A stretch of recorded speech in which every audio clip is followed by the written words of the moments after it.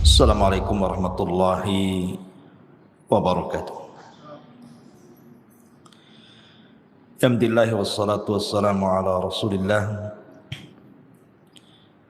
wa ala alihi wa sahbihi wa mawalah wa la hawla wa la quwwata illa billahi wa ba'du. Alhamdulillah, di pagi menjelang siang ini kita bisa kembali duduk di Masjid Nidaul Ilmi dalam rangka kajian rutin setiap Rabu jam 10, dan pembahasan di hari ini kita akan membahas seputar mukaffirat minadz-dzunub, hal-hal yang bisa menghapuskan dosa-dosa.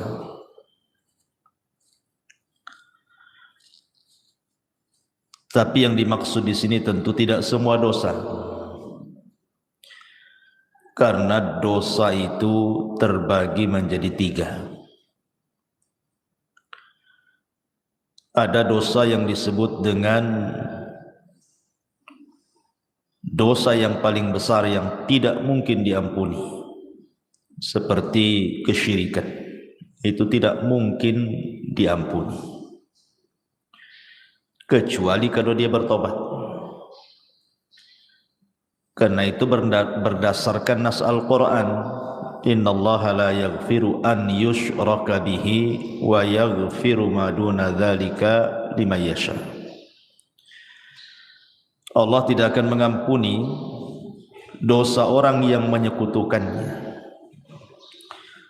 dan Allah hanya mengampuni dosa selain itu. Yang kedua, ada dosa yang berkaitan dengan manusia, dan ini yang ditangguhkan ampunannya. Walaupun seseorang sudah meminta ampun kepada Allah Subhanahu wa taala,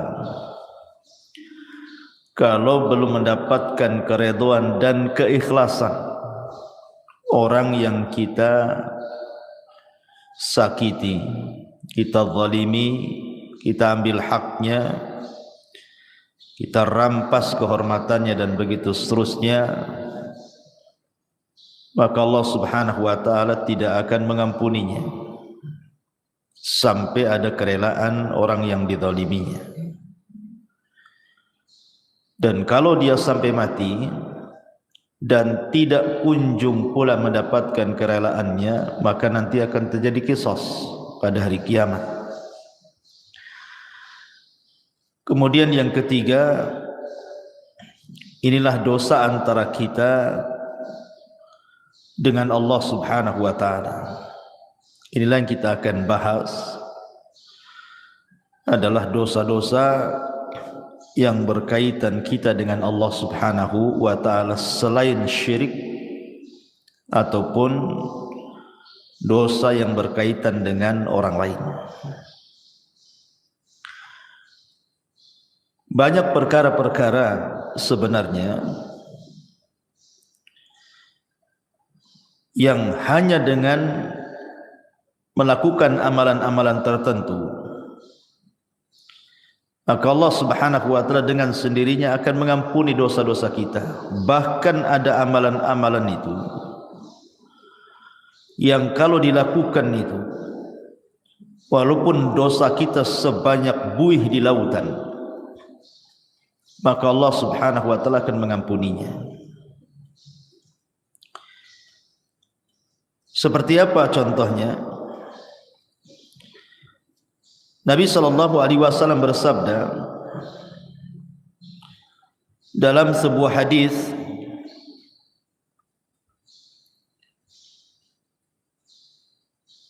yang dikeluarkan oleh Imam Muslim dan yang lainnya,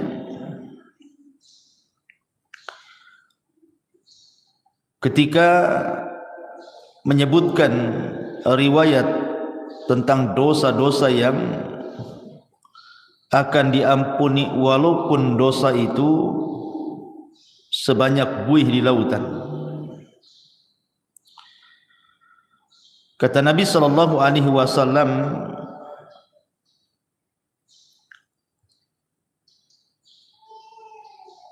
disebutkan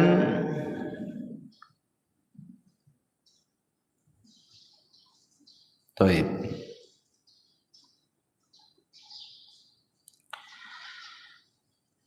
Dari Himran dia mengatakan, falamma tawadda'a Uthman qala wallahi la uhaddithannakum hadithan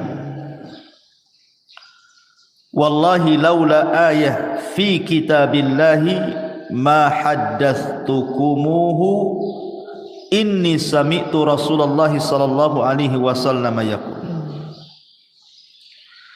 la yatawadda rajulun fayuhsinu wudu'ahu thumma yusalli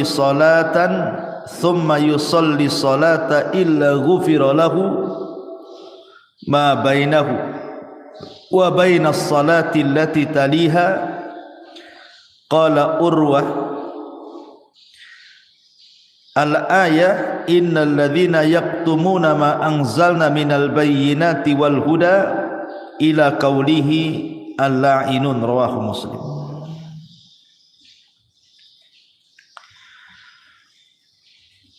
Dari Himran dia mengatakan,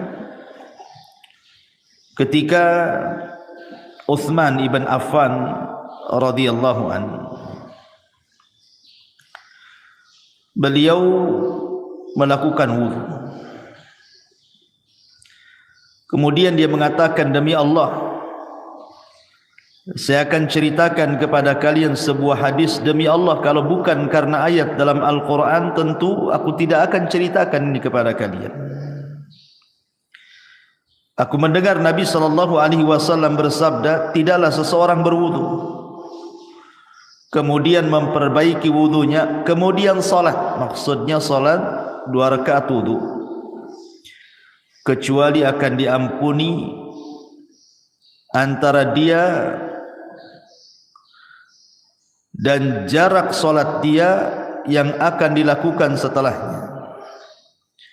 Maka Urwah mengatakan yang dimaksud ayat oleh Uthman itu adalah sesungguhnya orang-orang yang menyembunyikan apa yang kami turunkan dari keterangan-keterangan dan petunjuk sampai kepada perkataannya, merekalah orang-orang yang akan dilaknat oleh Allah Subhanahu wa ta'ala. Lihat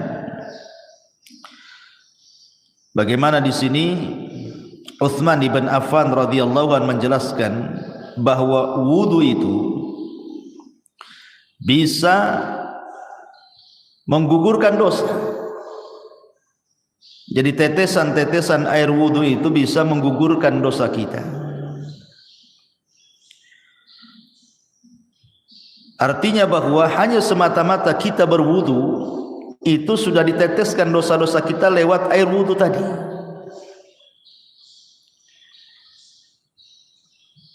Bahkan Nabi SAW juga mengatakan dalam riwayat Muslim dari Abi Hurairah radhiyallahu anhu, man sabbahallaha fi duburi kulli salatin thalathan wa thalathin wa hamidallaha thalathan wa thalathin wa kabbarallaha thalathan wa thalathin fatilka tis'atan wa tis'un wa qama tamamul mi'ati la ilaha illallah wahdahu la syarika lah lahul mulk wa lahul hamdu wa huwa ala kulli syai'in qadir ghufirat khotoyahu wa in kanat mithla zabadil bahri. Jadi kalau seandainya wudu tadi Bu itu sudah menggugurkan dosa, semata-mata ibu wudu itu bisa menggugurkan dosa tuh dari air-air wudu itu. Kemudian ibu melaksanakan sholat wajib. Setelah sholat wajib itu kan ada zikir Bu. Lihat bagaimana keutamaan zikir ba'da sholat itu. barang siapa yang bertasbih setiap selesai solat 33 kali, maksudnya ucapan subhanallah, kemudian mengucapkan alhamdulillah 33 kali, kemudian mengucapkan takbir Allahu Akbar 33 kali, maka jumlahnya 99 kali, digenapkan dengan la ilaha illallah wahdahu la syarikalah lahul mulk wa lahul hamdu wa huwa ala kulli syai'in qadir, kecuali akan dihapuskan kesalahannya walaupun sebanyak buih di lautan. Jadi jangan pernah meremehkan zikir setelah solat. Lihat bagaimana keutamaannya, luar biasa. Siapa yang bisa menghitung buih di lautan? Tidak ada. Tapi Nabi SAW mengatakan walaupun dosa kita seperti buih di lautan akan diampuni. Kemudian contoh yang lain dari Abu Hurairah radhiyallahu an, hadis ini disepakati Bukhari dan Muslim. Nabi SAW mengatakan man qala subhanallah wa bihamdi fi yaumin mi'ata marratin huttat khatayahu wa in kanat mithla zabadil bahri. Siapa yang melazimkan ucapan subhanallah wa bihamdi, kan mudah Bu ya, subhanallah wa bihamdi, sekali dengar saja hafal tuh. Fi yaumin mi'ata marrah, dalam satu hari itu 100 kali. Pamannya ibu bagilah, pagi berapa kali, siang berapa kali, sore berapa kali, malam berapa kali, pokoknya 100 kali dalam sehari. Tapi lihat pahalanya, maka akan dihapuskan kesalahannya walaupun seperti buih di lautan. Subhanallah, hanya mengucapkan subhanallah wa bihamdi 100 kali itu sudah menghapuskan kesalahan kita walaupun sejumlah buih di lautan. Atau contoh yang lainnya, hadis dari Abi Hurairah yang dikeluarkan oleh Imam An-Nasa'i dan Ibnu Hibban dalam sahihnya, man qala hina ya'wi ila firashihi la ilaha illallah wahdahu la syarika lah lahul mulk wa lahul hamdu wa huwa ala kulli syai'in qadir la haula wa la quwwata illa billahil aliyyil azim subhanallah walhamdulillah wa la ilaha illallah Allahu akbar ghufirat lahu dhunubuhu aw khatayahu wa in kanat mithla zabadil bahri. Siapa yang menuju pembaringannya sebelum tidur, maksudnya Bu, ibu baca la ilaha illallah wahdahu la syarikalah, tidak ada sembahan yang berhak disembah kecuali Allah, dialah semata yang tidak ada sekutu baginya. Lahul mulk wa lahul hamdu, baginya kerajaan, baginya pujian. Wa huwa ala kulli syai'in qadir, dan dia atas segala sesuatu maha mampu. La haula wa la quwata illa billahil aliyyil azim, tidak ada daya dan kekuatan kecuali milik Allah yang maha tinggi lagi maha agung. Subhanallah, maha suci Allah. Walhamdulillah, segala puji hanya milik Allah. Wa la ilaha illallah, tidak ada sembahan yang berhak disembah kecuali Allah. Wallahu akbar, dan Allah maha besar, kecuali akan diampuni dosanya atau kesalahannya walaupun kesalahan ibu itu sejumlah buih yang ada di lautan. Hanya membaca satu kali ini saja loh sebelum tidur. La ilaha illallah wahdahu la syarikalah lahul mulku wa lahul hamdu wa huwa ala kulli syai'in qadir la haula wa la quwata illa billahil aliyyil azim subhanallah walhamdulillah wa la ilaha illallah Allahu akbar. Cukup menghapuskan kesalahan kita walaupun sejumlah buih yang ada di lautan. Subhanallah Bu ya, lihat. Sebenarnya amalan-amalan zikir seperti ini itu kan bisa kita lakukan, Karena zikir itu bisa dilakukan anak kecil bisa melakukannya, orang remaja bisa melakukannya, orang dewasa bisa melakukannya, orang tua bisa melakukannya, laki-laki bisa, perempuan bisa, kapanpun bisa. Tidak harus mengeluarkan modal, yang penting dihafal, dibaca. Tapi lihat pahalanya, menunjukkan bahwa zikir itu amalan yang luar biasa.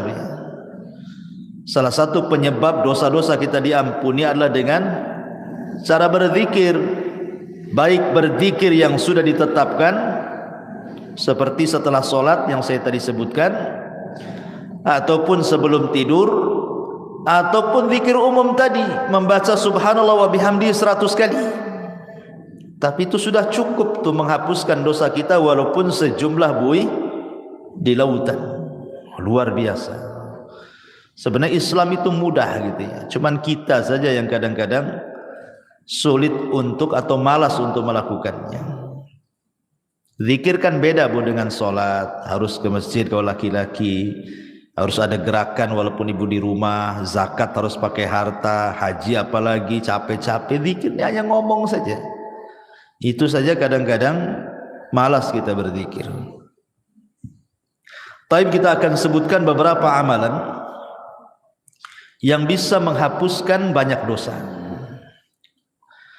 Yang pertama, bersolawat.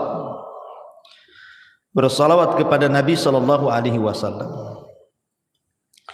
Dari Anas radhiyallahu an, Nabi sallallahu alaihi wasallam bersabda, "Man shalla alayya salatan wahidatan sallallahu biha asyra salawatin wa khutta anhu biha asyra sayyiatin wa rafa'ahu Allahu biha asyra darajat." Barang siapa yang bersalawat kepadaku 1 kali, kata Rasulullah, maka Rasul akan bersalawat 10 kali kepada kita, dan kesalahan kita akan dihapus sebanyak 10 kesalahan, dan kita akan diangkat dengan 10 tingkatan. Hanya bersalawat saja Bu. Allahumma salli ala Sayyidina Muhammad. Hanya ngomong begitu. Maka Allah akan utus malaikat membawa salawat kita menuju mana? Malaikat akan datang ke kuburan Nabi.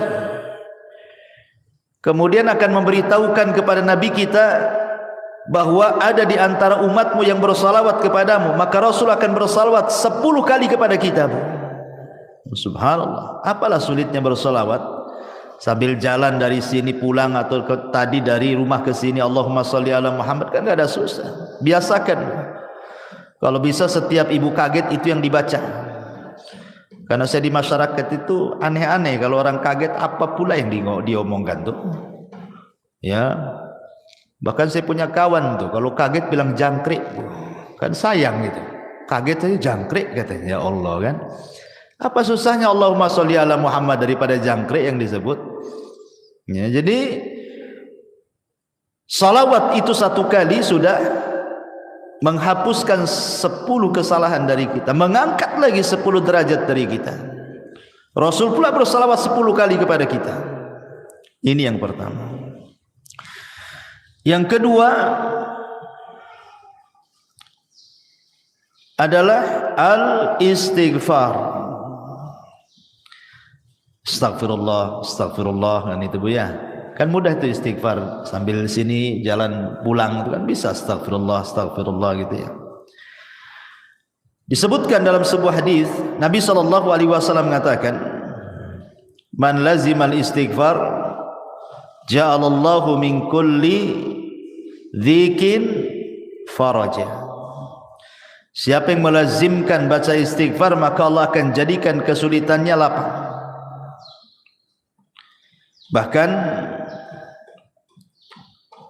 Nabi Allah Subhanahu wa taala berfirman, "Wa man ya'mal su'an aw yadhlim nafsah thumma yastaghfirillah yajidillah ghafurar rahim." Siapa yang melakukan kesalahan dan mendolimi dirinya kemudian dia memperbanyak istighfar, maka Allah Subhanahu wa taala akan mengampuni dosanya, karena dia zat yang maha pengampun lagi maha penyayang. Dan lebih khusus lagi Rasul mengatakan, man istaghfarallaha fi duburi kulli salatin thalatha marrat faqala astaghfirullah alladzi la ilaha illahu al-hayyul qayyum wa atubu ilaihi ghufira lahu wa in kana qad farra minaz zahfi. Barang siapa yang mengucapkan astaghfirullah setiap selesai solat 3 kali saja, astaghfirullah alladzi la ilaha illahu al-hayyul qayyum wa atubu ilaihi, maka Allah akan ampuni walaupun dia membawa dosa pernah lari dari pertempuran. Lari dari peperangan itu, Bu, dosa besar. Enggak boleh orang lari dari peperangan itu, kecuali kalau musuhnya lebih banyak. Umpamanya lebih dari 3 orang, 1 melawan 3 orang, boleh lari. Tapi 1 melawan 2 orang enggak boleh lari, sebab kalau lari dosa besar. Walaupun dia punya dosa besar, lari dari pertempuran, kalau dia istighfar 3 kali setelah sholat, Allah akan ampuni dosanya. Luar biasa. Ini yang kedua. Yang ketiga, salawatul khams, salat 5 waktu. Dari Abu Hurairah radhiyallahu an, Nabi SAW bersabda yang dikeluarkan Imam Muslim, as-salawatul khamsu wal jum'ati ilal jum'ati kafaratun lima bainahunna ma lam taghshal kabair. Salat 5 waktu dan Jumat ke Jumat adalah kafarah bagi dosa-dosanya selama dia tidak menenggelamkan diri dengan dosa besar. Sekarang ini, Bu, melakukan dosa kecil itu mudah sekali.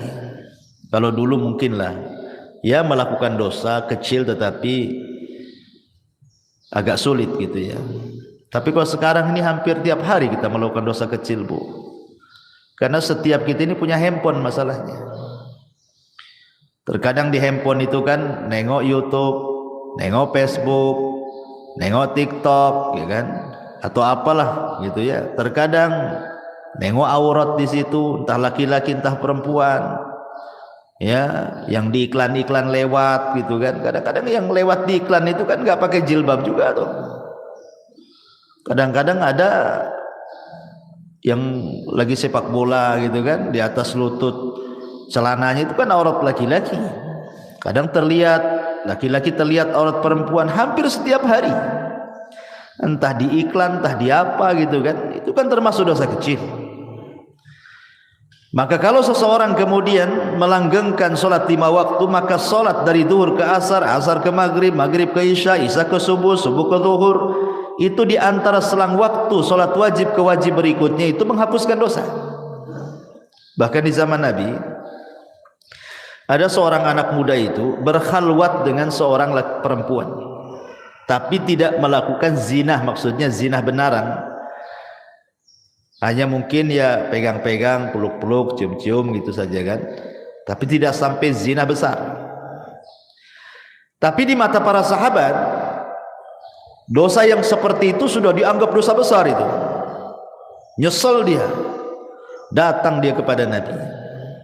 Rasul, saya sudah melakukan dosa besar katanya.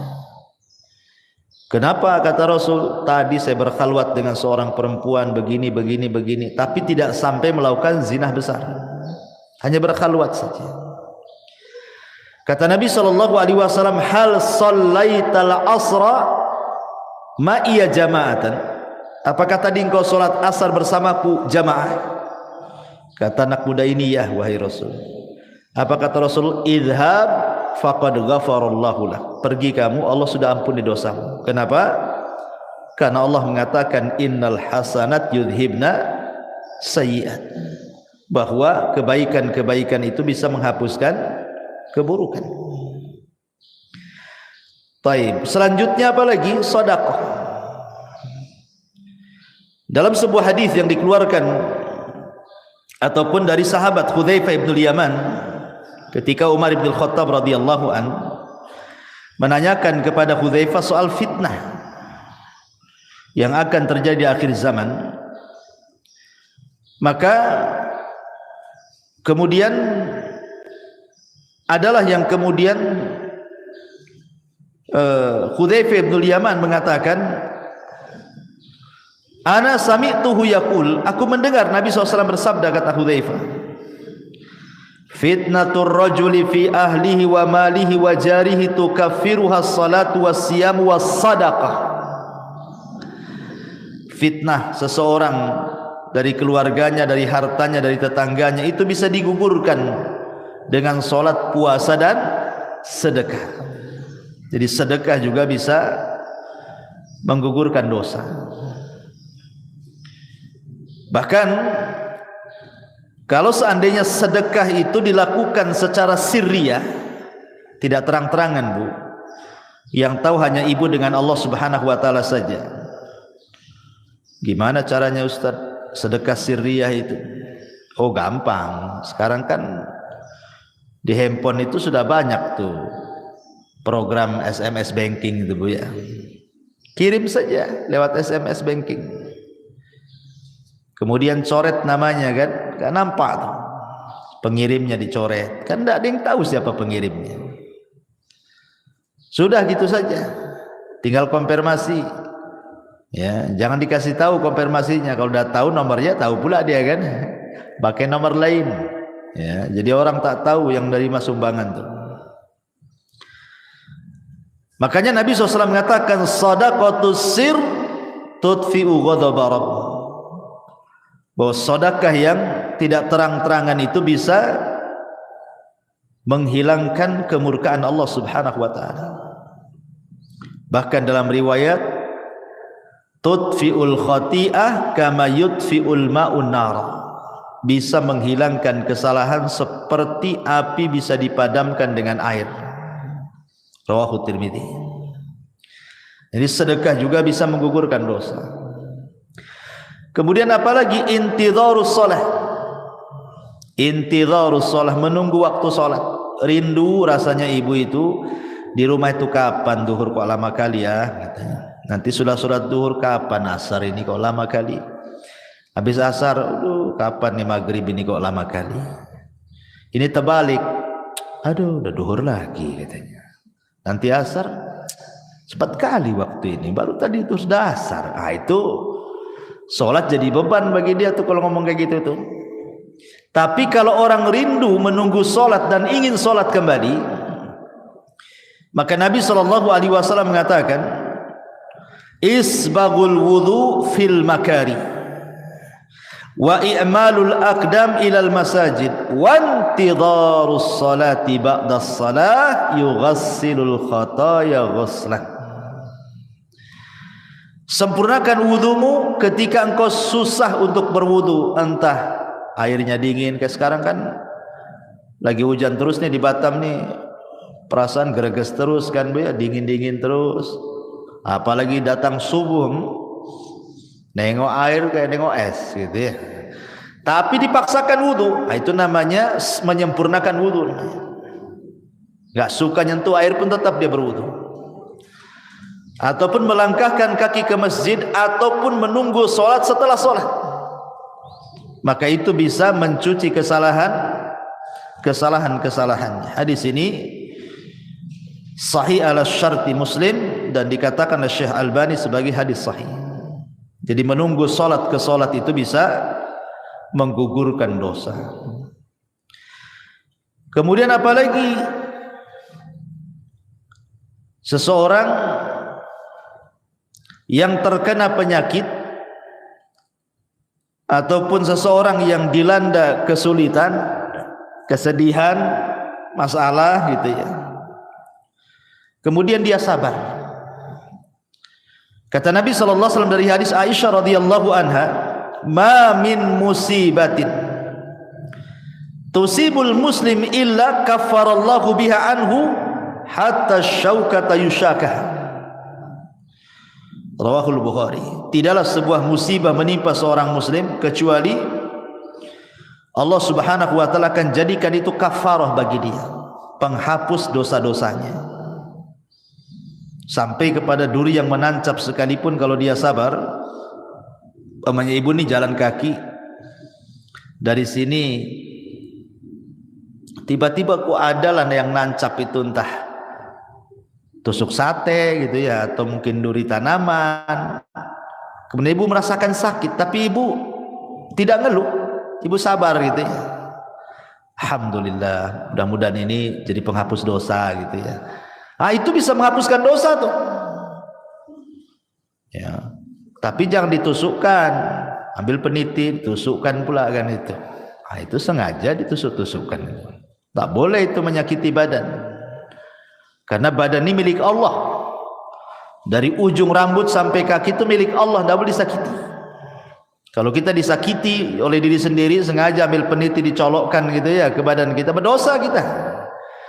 Karena badan ini amanah Allah, milik Allah semuanya, harus dijaga. Ya. Kemudian juga mengucapkan alhamdulillah setelah makan, Bu.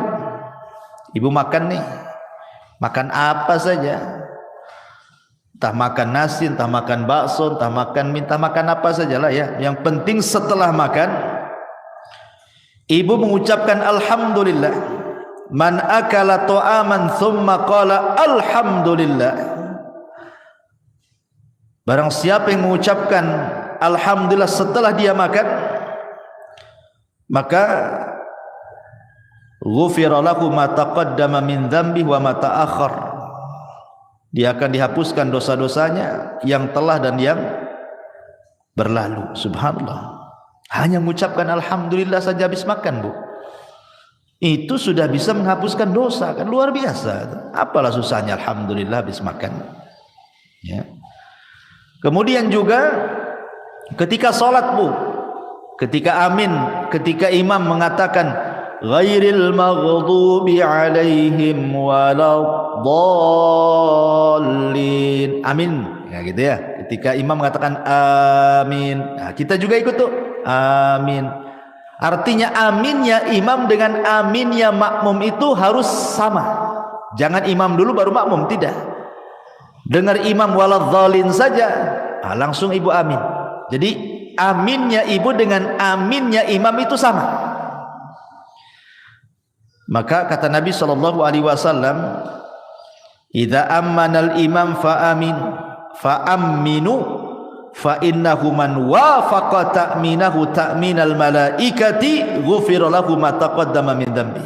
Lihat, apabila imam mengucapkan amin, maka aminlah. Maka barang siapa yang cocok antara aminnya ia dengan aminnya makmum, setara gitu ya, sama-sama, kemudian bertepatan pula dengan aminnya malaikat, maka akan diampuni dosa-dosanya. Coba ngucapin amin saja loh, diampuni dosanya, luar biasa ya. Tapi yang benar, jangan kayak anak-anak amin yang kayak gitu ya. Jadi harus ada wazannya amin itu. Amin itu dibaca dua wazan, Bu. Bisa menggunakan wazan fa'ilun ya, atau fa'ilun, dibaca amin atau amin. Nah, dua bacaan, Bu. Amin itu dua bacaan, ala wazni fa'ilun atau fa'ilun gitu ya. Bisa dibaca amin ataupun amin. Nah, dua-duanya boleh. Karena arti amin itu artinya ya Allah kabulkan doaku. Allahumma istajibli, itu arti amin itu. Jadi jangan main-main dengan amin itu, karena amin itu meminta kepada Allah agar doa kita dikabulkan dalam sholat. Kemudian juga contoh amalan yang lain adalah al-masyu ilal masajid, melangkah ke masjid. Itu pun termasuk yang bisa menggugurkan dosa. Seperti hadis yang tadi saya baca, isbagul wudu alal makarih wa kathratul khuta ila al masajid ghufira lahu ma taqaddama min dzambi. Kemudian juga yang selanjutnya, bagi laki-laki al-muhafadhati ala salatil jum'ah, yang menjaga salat Jumat. Karena Rasul mengatakan al-jum'atu ila al-jum'ati kafaratun lima bainahuma. Subhanallah. Jadi kalau seorang laki-laki melaksanakan Jumat nih, pemain Jumat ini betul-betul dia melaksanakan Jumat. Kemudian nanti ketemu Jumat minggu depan tuh Bu, antara Jumat sekarang dengan Jumat minggu depan itu dosa kita sudah diampuni itu. Ya, makanya ibu dorong suami itu jangan malas-malas ke masjid untuk sholat Jumat kalau datang Jumatan itu. Cepatlah bang ke masjid biar dapat unta. Nanti kalau terakhir nggak dapat tuh telur ayam pun tidak dapat gitu ya. Kemudian juga yang bisa menghapuskan dosa adalah kafaratul majlis Bu. Ingat ibu ya, kafaratul majlis itu penting Bu. Ibu umpamanya datang ke arisan atau mungkin datang ke kondangan, atau ibu main ke rumah kawan, entah berdua, entah bertiga, entah berempat, ngobrol lah ibu di situ sambil makan rujak, ya kan? Nanti Bu setelah pulang Bu, setelah selesai mau balik nih Bu ya, jangan lupa Bu baca kafaratul majlis. Subhanakallahumma bihamdika asyhadu an la ilaha illa anta astaghfiruka wa atubu ilaih. Kata kawannya, kayak ustad aja katanya, ini habis ngaji ya. Bukan kafaratul majlis, bukan penutup kajian. Kafaratul majlis itu penutup majlis. Kenapa Bu disarankan membaca kafaratul majlis? Yang namanya orang ngobrol bertiga, berempat, apalagi orang rame Bu, terkadang adalah yang keseleo ngomong tuh, entah keseleo akhirnya bicarakan orang, entah terlalu kasar nyinggung orang yang ada di situ.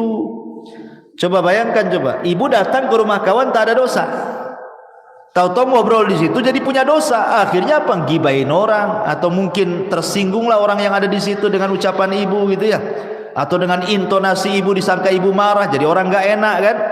Nah, supaya hilang dosa-dosa di majelis itu Bu, pulang tak bawa dosa, berangkat tak bawa dosa, gitu maksudnya. Supaya pulang pergi itu betul-betul tak bawa dosa. Jangan pula berangkat tak bawa dosa, pulang pula bawa dosa. Nah, itu pentingnya kafaratul majlis. Kemudian juga ibu kalau dengar azan Bu, kan di situ apa namanya, ada doa. Ya, doa apabila ibu mendengar suara muazzin. Kata Nabi SAW, biasakan kalau umpamanya ibu kan setelah membaca, kata Rasul kalau muazzin bilang Allahu Akbar ya kita Allahu Akbar kan itu ya, sampai kepada hayya ala taini ya, hayya ala shalah ya al falah, kan tidak sama tuh jawabannya. Ibu membaca la haula wala quwata illa billah, habis itu kemudian membaca doa azan kan, Allahumma rabba hadhihi da'wati tamah sampai selesai. Selepas itu ibu membaca asyhadu an la ilaha illallah wahdahu la syarikalah wa anna muhammadan abduhu wa rasuluh raditu billahi rabbah wa bi muhammadin rasulah wa bil islami dina ghufira lahu min dzambihi. Kalau ibu membaca selepas mendengar azan asyhadu an la ilaha illallah wahdahu la syarikalah wa anna muhammadan abduhu wa rasuluh raditu billahi rabba wa bi muhammadin nabiyya atau rasula wa bil islami dina, maka akan diampuni dosa-dosanya. Coba hanya ngomong begitu saja diampuni dosa-dosanya ya. Kemudian juga at-tasamuh wal af, at-tasamuh wal af, memaafkan orang dan berlapang dada dari orang. Karena dalam sebuah ayat surah Al-Imran ayat 133 sampai 34, 134 Allah mengatakan, wasari'u ila maghfiratin min rabbikum wa jannatin arduhas samawati wal ardu uiddat lil muttaqin. Bersegeralah kalian kepada keampunan Rabb kalian, karena sorga seluas langit dan bumi diperuntukkan untuk orang-orang yang bertakwa. Siapa orang yang bertakwa di sini? Alladzina yunfiquna fis sarra'i wadh dharra wal kadhiminal ghaid wal 'afina 'anil nas wallahu yuhibbul muhsinin. Orang yang bertakwa yang disediakan sorga seluas langit dan bumi itu, yang akan mendapatkan ampunan itu adalah orang-orang yang berinfak baik dalam kondisi senang ataupun susah, dan orang-orang yang menahan emosi dan mudah memaafkan manusia. Tahan emosi, kalau lagi marah tahan. Itu bisa menghapuskan dosa, Bu. Jadi kalau ada orang yang nyakiti ibu, tiba-tiba ibu dimarahi orang, digibai orang, ya ibu manusiawi kan, pasti mau marah kan itu. Tapi ibu tahan-tahan marahnya. Ketika ibu menahan marah itulah dosa ibu diampuni itu. Apalagi sampai memaafkan, kasih uzur. Sudahlah, saya maafkan, memang dia gitu sih, biasalah dia gitu. Dimudahkan gitu ya, disederhanakan masalah, jangan dibesar-besarkan, nanti jadi tengkar. Itu saja bisa menghapuskan dosa. Kemudian yang lain juga bacaan tahlil, Bu, bacaan la ilaha illallah. Kata Nabi SAW, man qala la ilaha illallah wahdahu la syarika lahul mulku wa lahul hamdu wa huwa ala kulli syai'in qadir fi yaumin mi'ata marrah. Barang siapa yang mengucapkan la ilaha illallah wahdahu la syarika lahul mulku wa lahul hamdu wa huwa ala kulli syai'in qadir, dalam satu hari itu 100 kali, Bu. Apa kata Rasul? Kanat adlu asyri riqabin wa kutibat lahu mi'atu hasanatin wa muhiyat anhu mi'atu sayyiatin. Maka sebanding dengan memerdekakan 10 budak, akan dicatat 100 kebaikan, akan dihapus 100 kesalahan. Masya Allah ya. Ibu merdekakan budak dari mana duitnya, Bu? Cukup membaca ini saja 100 kali sama dengan ibu merdekakan budak 10 budak. Cukup tidak dicatat lagi 100 kebaikan, cukup tidak dicatat lagi, dihapus lagi 100 kesalahan. Hanya ngomong begini, Bu ya, 100 kali. Ibarat kita infak gitu ya, untuk memerdekakan. Harga budak tuh tak tahu sekarang berapa tuh ya. Tapi cukup membaca ini 100 kali saja sudah sama dengan memerdekakan 10 budak. 100 kesalahan dihapus, 100 kebaikan dicatat. Subhanallah. Termasuk juga, Bu, salatu rakaataini, salat 2 rakaat apabila ibu melakukan dosa. Ibu habis gibah nih di tetangga nih, lama pula gibahnya setengah hari, baru balik, aduh mak, saya sudah gibai orang nih, nantilah, langsung ibu telepon sama yang digibai itu, saya minta maaf loh, tadi saya yang gibai anti loh, minta maaf ya. Habis itu ngomong sama kawan-kawan yang satu majelis tuh, saya nggak ikut-ikut loh katanya. Nah, ibu langsung sholat 2 rakaat tuh, sholat tobat namanya ya. Maka kata Nabi SAW, ma min abdin aznaba dzamban fayuhsinu tuhur thumma yaqumu fayusalli rak'ataini thumma yastaghfirullah illa ghufiralah. Tidaklah seorang hamba melakukan dosa kemudian dia memperbaiki wudu, kemudian dia salat 2 rakaat salat taubat, bertobat kepada Allah, kecuali Allah akan ampuni itu dosa-dosanya ya. Kemudian juga yang bisa menghapuskan dosa adalah ittiba'us sayyi'ah al-hasanah, ikuti yang buruk dengan yang baik. Jadi kalau seandainya satu hari ini kita melakukan keburukan, maka buatlah satu hari ini juga melakukan kebaikan. Boleh jadi mungkin satu hari ini ibu tidak sadar marahi orang, orang yang dimarahinya mungkin ya kita tidak tahu apakah dia nerima atau tidak gitu kan. Tapi mungkin ibu melakukan hal yang sama. Nah, buatlah kebaikan di situ juga. Kalau tadi marah-marah, sekarang ngomong yang baik-baik, yang santun-santun sama orang gitu ya.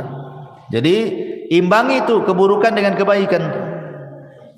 Sebagaimana yang sering saya katakan, kalau ibu melakukan dosa yang tidak terang-terangan dalam satu hari ini 2 kali, maka lakukan juga amalan yang baik yang tidak terang-terangan 2 kali juga, supaya bisa menghapus kesalahan tadi. Karena Rasul yang mengatakan wa atbi'is sayyi'atal hasanata tamhuha, ikutilah yang buruk dengan yang baik. Yang baik itu pasti mengalahkan yang buruk. Innal hasanat yudhibnas sayyi'at, karena kebaikan itu bisa menghilangkan keburukan. Termasuk juga orang-orang yang mati syahid, orang-orang yang terlibat dalam perang gitu ya. Karena Rasul yang mengatakan Allah akan mengampuni dosa orang yang mati syahid apapun dosanya kecuali utang. Kecuali kalau dia punya utang lain, kata Rasul. Termasuk juga at-taubatus shadiqah, bertobat betul-betul sebelum matahari terbit dari barat ataupun sebelum nyawa di kerongkongan. Nah, itu bisa menghapuskan dosa. Termasuk juga puasa. Pertama puasa Asyura, puasa di bulan Muharram, tanggal 10 bulan Muharram. Kata Rasul, yukaffiru sanatal madiyah, menghapuskan dosa 1 tahun ke belakang, rawahu Muslim. Ataupun puasa Arafah tanggal 9 bulan Dzulhijjah umpamanya ya. Rasul mengatakan yukaffiru sayyi'atal madiyatal baqiyah. Kalau puasa tanggal 9 Dzulhijjah ini lebih hebat lagi pahalanya, dihapuskan kesalahannya setahun ke belakang dan setahun ke depan, luar biasa. Ataupun puasa bulan Ramadan. Nah, itu kalau Ramadan jelas-jelas Bu ya, puasanya, sholat malamnya, Lailatul Qadarnya, itu menghapuskan dosa semua tuh. Kata Nabi SAW, man shoma ramadanan, wa fi riwayatin man qama ramadanan, wa fi riwayatin man qama lailata qadrin imanan wa ihtisaban ghufira lahu ma taqaddama min dambi. Barang siapa yang puasa di bulan Ramadan, dalam riwayat barang siapa yang salat malam di bulan Ramadan, dalam riwayat yang lain barang siapa yang mendirikan Lailatul Qadar penuh iman dan mengharap pahala, maka Allah akan ampuni dosa-dosanya. Nah, ini juga perkara-perkara yang bisa menghapuskan dosa, termasuk haji dan umroh kalau ibu punya uang. Karena Nabi SAW yang mengatakan man hajja lillahi falam yarfus walam yafsuq raja'a ka yaumin waladathu ummuhu. Siapa yang haji karena Allah Bu, bukan karena manusia, dia tidak mengeluarkan kata-kata kotor selama haji, tidak melakukan kemungkaran selama haji, kefasikan, kecuali pulang Bu seperti anak bayi. Anak bayi kan gak punya dosa Bu. Nah, itulah keutamaan orang haji, pulang saja gak punya dosa dia. Begitu juga umroh, al-umratu ilal umrati kafaratun lima bainahuma. Umroh satu ke umroh berikutnya itu setahun, bapaknya umroh nih, tahun ini umroh, tahun depan umroh lagi, setahun itu dihapuskan dosa-dosanya dari umroh ke umroh. Subhanallah ya. Maka ini kesempatan bagi orang-orang kaya nih, kalau memang punya uang berangkat ya. Karena ini salah satu yang bisa menggugurkan dosa. Tentu yang paling besar dari semuanya, dari semua yang saya jelaskan dari awal sampai akhir tadi, yang paling besar yang bisa menghapuskan dosa adalah at-tauhid ya. Tidak menyekutukan Allah, tidak menyekutukan Allah, dan beriman kepada dan beramal saleh. Tauhid ini penting. Kemudian juga amal saleh secara umum, apapun amal solehnya, sebagaimana Allah mengatakan dalam surah Al-Ankabut ayat 7, walladzina amanu wa amilus salihat lanukaffiranna anhum sayyiatihim. Orang-orang yang beriman dan beramal saleh, sungguh kami akan menggugurkan kesalahan-kesalahan mereka, termasuk berusaha menjauhi dosa-dosa besar. Dalam surah An-Nisa 31 Allah mengatakan in tajtanibu kabaira ma tunhauna anhu nukaffiru ankum sayyiatikum. Jika kalian menjauhi dosa-dosa besar, syirik, zina, minum khamar dan begitu seterusnya, apa yang telah dilarang, maka kami akan gugurkan dari kalian kesalahan kalian. Termasuk juga berusaha menjadi orang yang takwa, menjalankan perintah, menjauhi larangan gitu ya. Karena Allah mengatakan wa man yattaqillaha yukaffir anhu sayyiatihi, barang siapa yang bertakwa kepada Allah maka Allah akan hapuskan dosa-dosanya. Dan juga penting taubah as-shadiqah, betul-betul bertobat dengan tobat yang jujur. Tapi kalau seandainya ini berkaitan dengan dosa besar, maka ada tambahan, bukan hanya sekedar amalan-amalan yang saya tadi sebutkan. Kalau berkaitan dengan dosa besar, ada lagi tambahan. Pertama, ikhlas, niat ingin bertobat. Yang kedua, al-iqla', betul-betul melepas dosa dan meninggalkan. Yang ketiga, an-nadam, menyesal kenapa saya melakukan dosa. Yang keempat, aqdul azmi, betul-betul berjanji tidak mungkin kembali ke dosa itu. Kemudian yang kelima, ikuti dosa yang sudah dilakukan dengan kebaikan supaya dosanya bisa terhapuskan. Dan kalau itu berkaitan dengan hak adami, hak-hak manusia, maka kembalikan. Pernah ngambil, balikin apa yang sudah diambil. Pernah zalimi, minta keridhaannya agar dimaafkan kezalimannya, dan begitu seterusnya. Ma'asyiral muslimat yang dimuliakan Allah Azza wa Jalla. Adapun tentang keutamaan taubat sendiri, bertobat kepada Allah Azza wa Jalla, yang pertama, taubat itu menjadi penyebab Allah itu suka dengan kita. Makanya ada doa, Allahumma ij'alni minat tawwabina waj'alni minal mutatahhirin. Setiap kita habis wudu itu kan, ya Allah jadikan aku termasuk orang-orang yang bertobat dan termasuk orang-orang yang bersuci. Setiap wudu kita meminta kepada Allah seperti itu kan. Kenapa? Karena Allah mengatakan innallaha yuhibbu tawwabina wa yuhibbul mutatahhirin, karena Allah suka dengan orang-orang yang tobat dan suka dengan orang-orang yang bersuci. Ya. Yang kedua, bahwa tobat itu menyebabkan Allah mengampuni kesalahan kita dan menerima amalan kita. Dengan tobat itu Allah akan memaafkan kesalahan kita dan menerima amalan kita.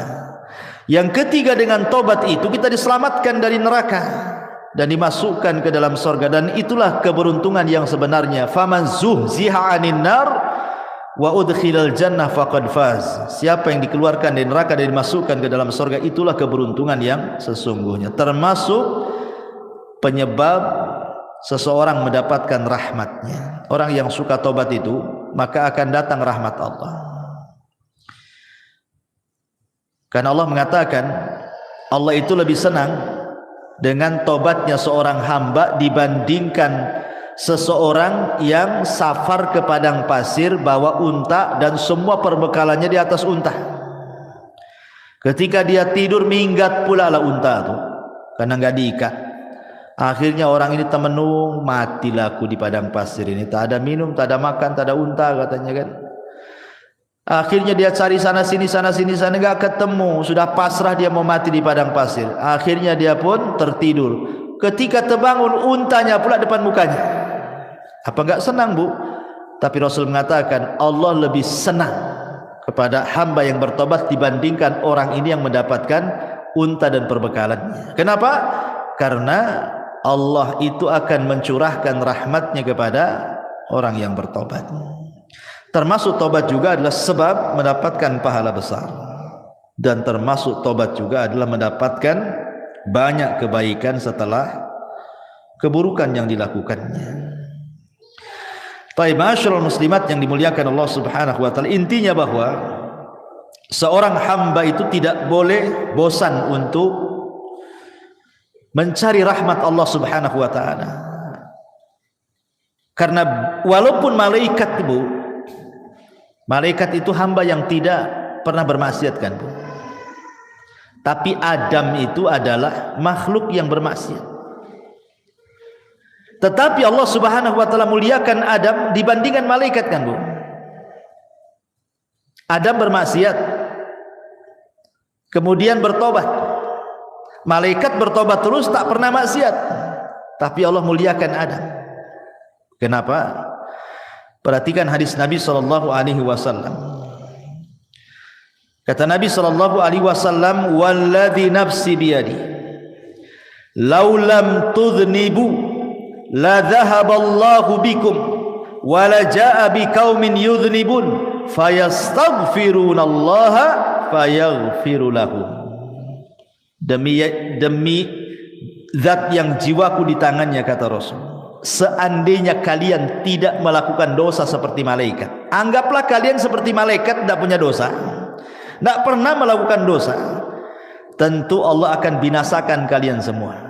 Dan akan didatangkan sebuah kaum yang berdosa, kemudian minta ampun kepada Allah, Allah pun ampuni dia. Kenapa? Karena Allah suka dengan orang yang bertobat. Lah macam mana orang bertobat kalau tak punya dosa?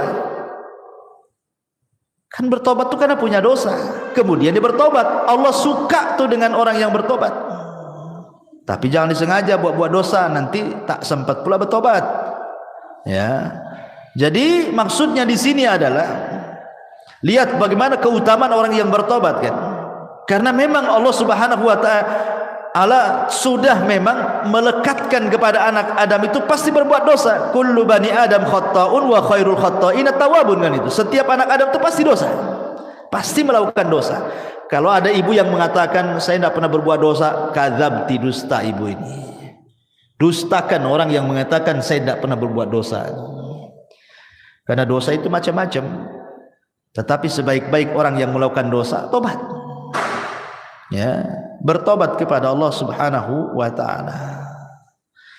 Ma'asyiral muslimat yang dimuliakan Allah Azza wa Jalla, yang jelas bahwa ingat, sebesar apapun dosa kita, sebesar apapun dosa kita, walaupun sampai membumbung ke langit sekalipun, sampai ke awan lah dosa kita itu saking banyaknya.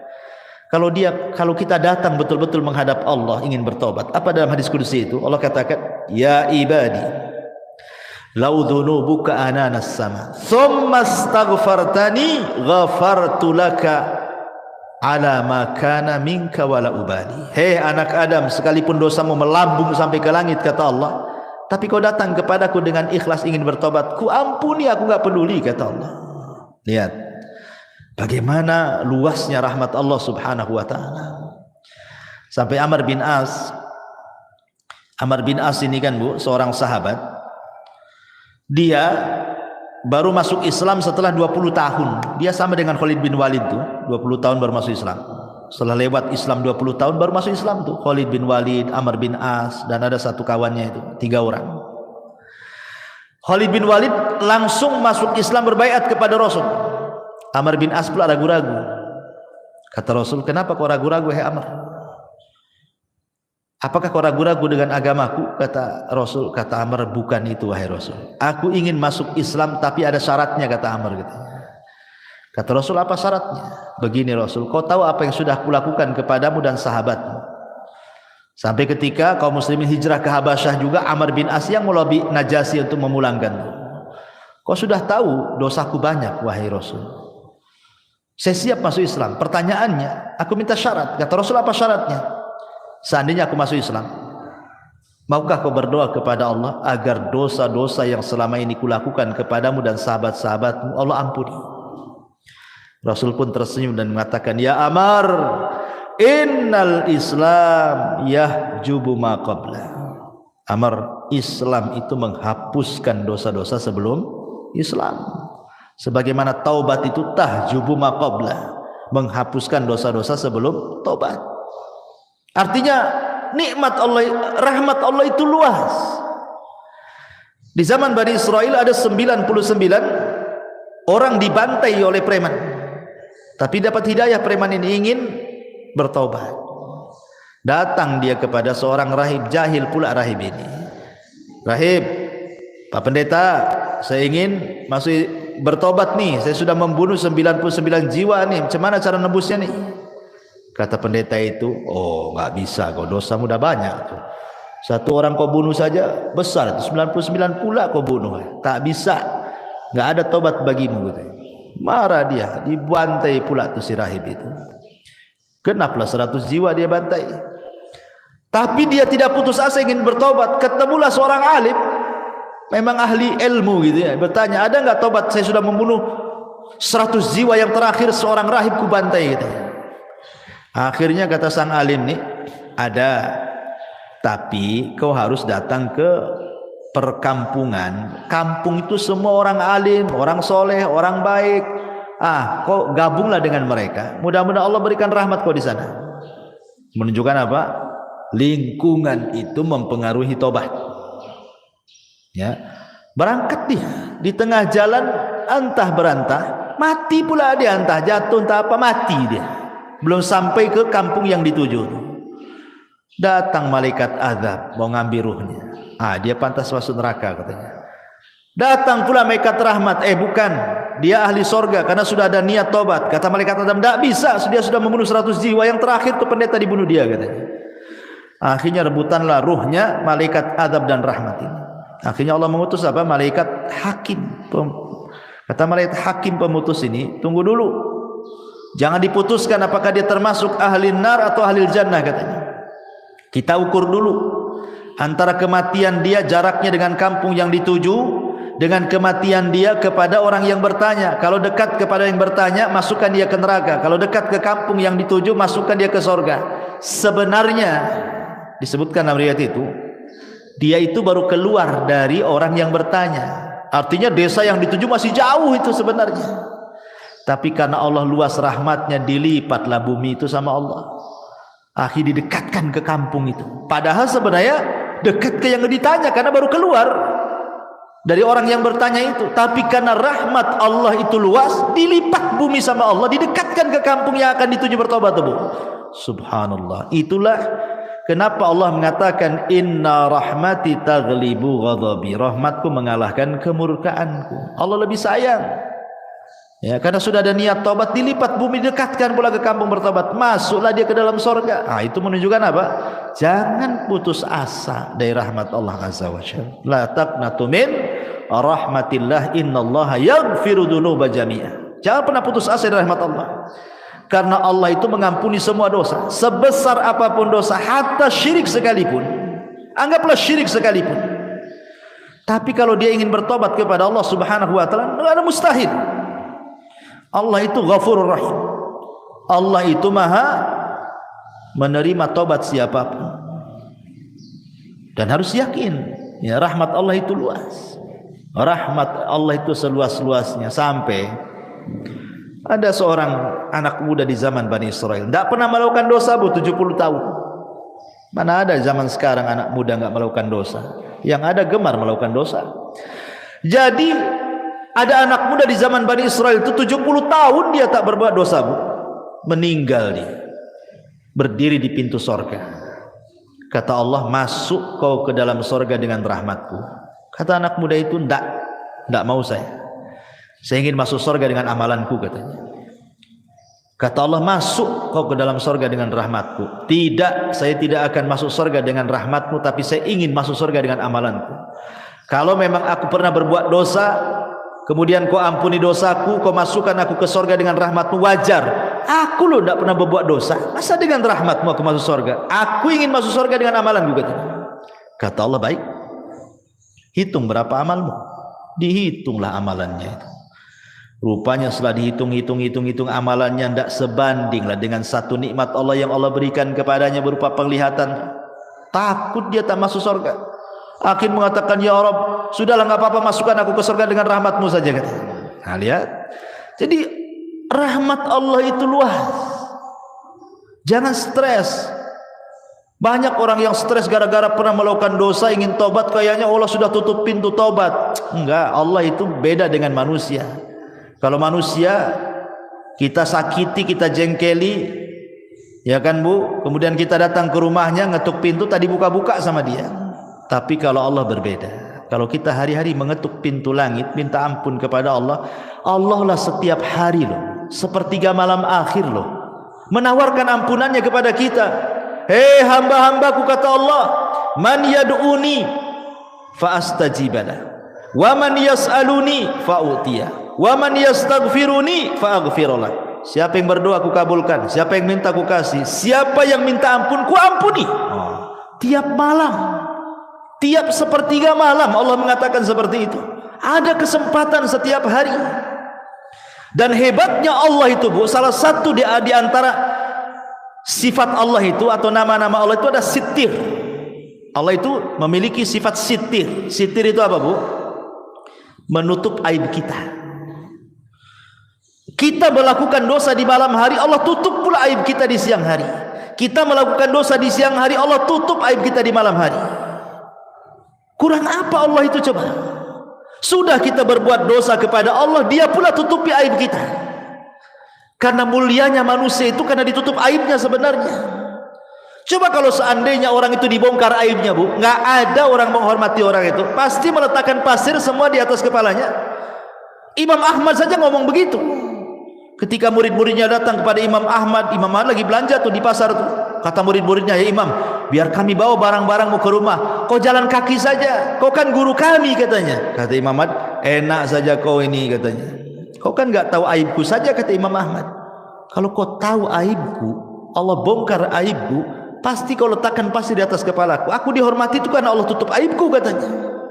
Semua manusia, mau ustadznya, mau santrinya, mau awamnya, mau menterinya, mau presidennya, mau siapapun manusia di dunia ini, Bu, kalau sempat Allah bongkar aibnya, nggak ada manusia itu dihormati sama sekali.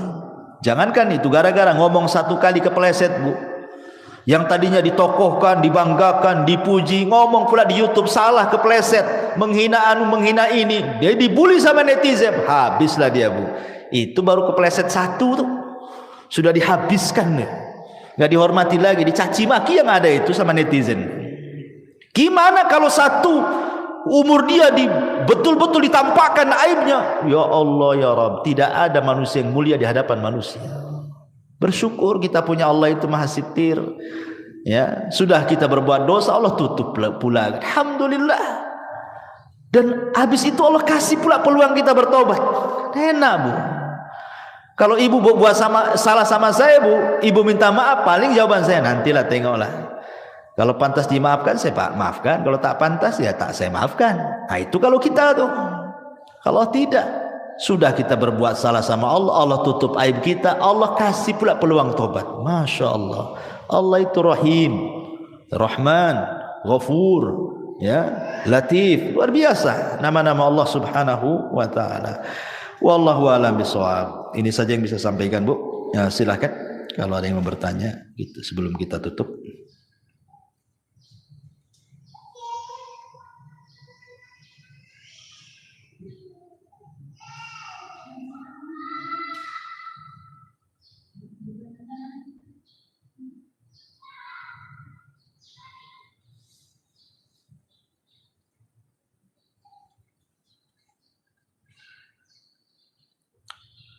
Alhamdulillah, belum ada yang bertanya.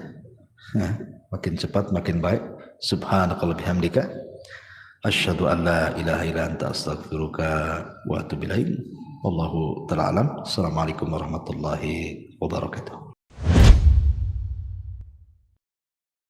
Intinya bahwa tolong berakhlak kepada Allah. Membahas tafsir dari surah Al-Imran.